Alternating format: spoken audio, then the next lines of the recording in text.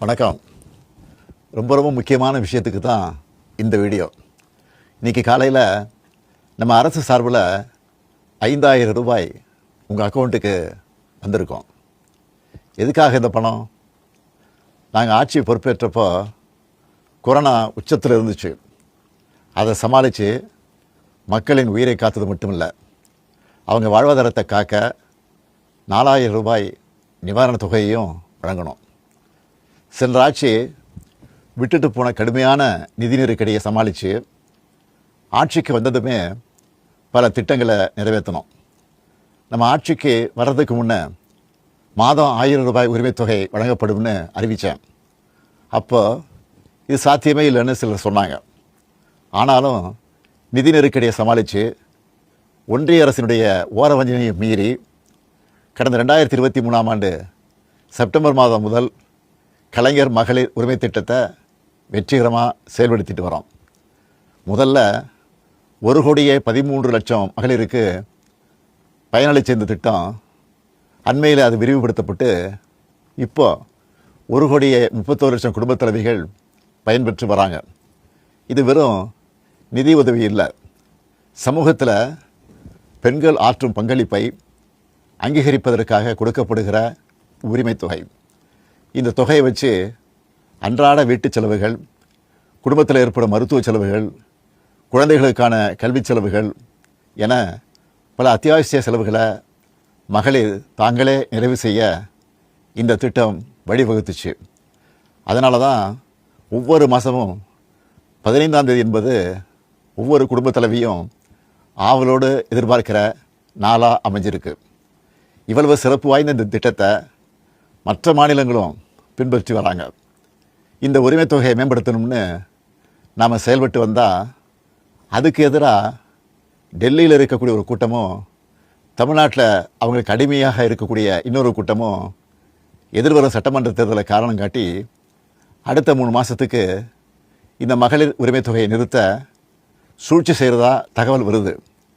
இது வச்சு நீதிமன்றத்தில் வழக்கு தொடரவும் சிலர் முயற்சி செய்வதாக செய்திகள் வருது. 1,31,00,000 மகளிர் உழைப்பை அங்கீகரிக்கிற இந்த திட்டத்தை 3 மாதம் நிறுத்தி வச்சா நீங்கள் எவ்வளவு சிரமங்களுக்கு ஆளாவீங்கன்னு உங்கள் வீட்டில் ஒருத்தனா இருக்கக்கூடிய எனக்கு நல்லா தெரியும். கடும் வெயிலில் வேலைக்கு போக கஷ்டமான கோடை காலத்தில் இந்த தொகை நிறுத்தப்பட்டால் உங்களுக்கு எவ்வளவு வலி ஏற்படும்னு என்னால் உணர முடியுது.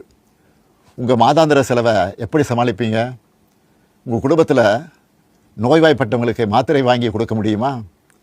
குழந்தைகள் தேர்வு எழுதுகிற காலத்தில் அவங்களுக்கு உணவு கொடுப்பதிலிருந்து தேவையான கல்வி செலவுகளை செய்ய முடியுமா?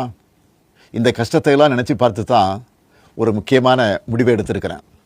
அதன்படி இந்த பிப்ரவரி மாதம் மட்டும் இல்லாமல் அடுத்த 2 மாதம், அதாவது மார்ச் ஏப்ரலுக்கான உரிமைத் தொகை தவணைகளை சேர்த்து 3000 ரூபாயும், கூடுதலாக கோடைக்கால செலவுகளை கருத்தில் கொண்டு மேலும் 2000 ரூபாய் சிறப்பு தொகையும் சேர்த்து இந்த பிப்ரவரி மாதம் 5000 ரூபாயை சிறப்பு மகளிர் உரிமை தொகையாக 1,31,00,000 பெண்களுக்கு வழங்க உத்தரவிட்டிருக்கிறேன். இந்த தருணத்தில் இன்னொரு அன்பான வேண்டுகோள். இந்த 5000 ரூபாயை அடுத்த 3 மாதத்துக்கு நீங்கள் பயன்படுத்திக்கணும் என்பதால் கொஞ்சம் கவனமாக செலவு பண்ணுங்கள். முடிஞ்ச அளவுக்கு சேமிக்கவும் பாருங்கள். அன்பு சகோதரிகளே, உங்கள் ஆதரவோடு அடுத்து அமையப்போகிறதும் திராவிட மாடல் ஆட்சி தான். அதனால் நீங்கள் மனம் குளிரும் சிறப்பான ஒரு அறிவிப்பையும் இந்த நேரத்தில் சொல்ல விரும்புகிறேன்.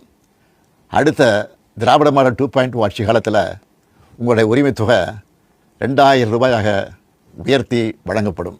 சொன்னால் சொன்னதை செய்கிற முத்துவேல் கருணாநிதி ஸ்டாலின் கொடுக்கிற வாக்குறுதி இது. இதையும் எப்படி பண்ணுவோம்னு சிலர் கேட்கலாம்.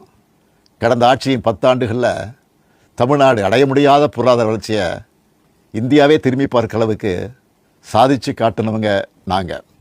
அதனால் எந்த தடை வந்தாலும் அதையெல்லாம் தாண்டி தமிழ்நாடே வெல்வோம் ஒன்றாக.